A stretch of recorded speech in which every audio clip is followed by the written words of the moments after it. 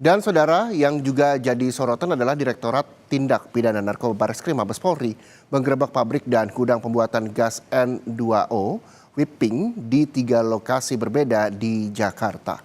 Selain menyita ribuan tabung whipping siap edar, polisi juga menangkap 9 orang pelaku dalam penggerebekan ini.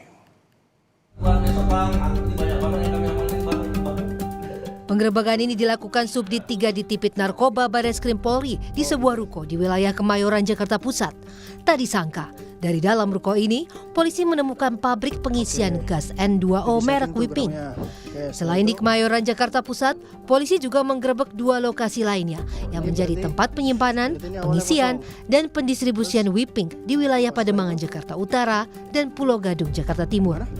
Setelah diselidiki, kegiatan pembuatan whipping di 3 lokasi ini tak mengantongi izin dan tak mengantongi standar kesehatan. Dari ketiga lokasi ini, polisi menangkap 9 orang pelaku, mulai dari operator pengisi gas whipping, admin penjual di media sosial, hingga pendistribusian.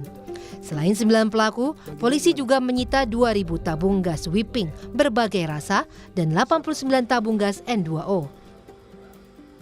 Sebagaimana diketahui, gas N2O atau yang kerap disebut dengan gas tertawa adalah gas yang penggunaannya harus sesuai standar medis atau industri pangan.